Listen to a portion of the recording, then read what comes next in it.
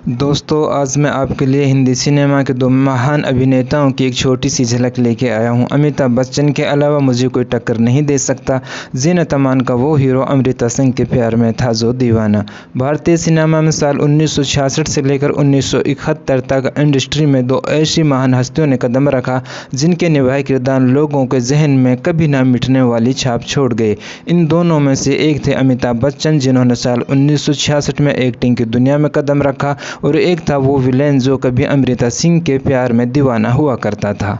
70 के दशक में राजेश खन्ना और धर्मेंद्र के अलावा और भी एक स्टार था जिसने कैरियर की शुरुआत बतौर विलेन की थी, लेकिन कैरियर में आगे चलकर वह एक्शन हीरो के तौर पर पहचाने जाने लगे।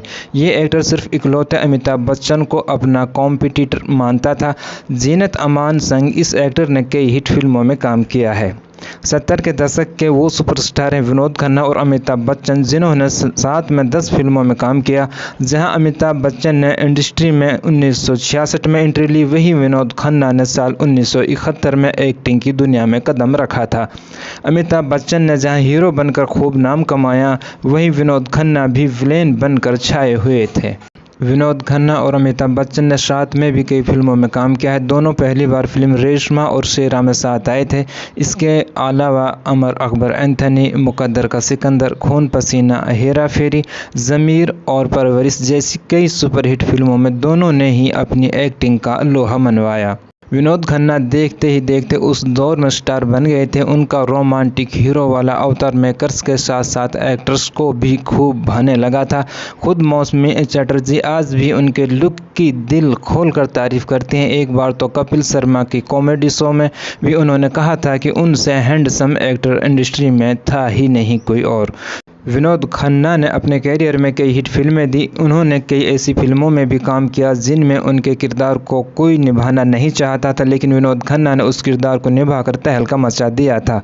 ऐसा ही किरदार उन्होंने फिल्म चांदनी में निभाया था। उनका कहना था कि उनको टक्कर देने वाला स्टार इंडस्ट्री में सिर्फ एक ही है।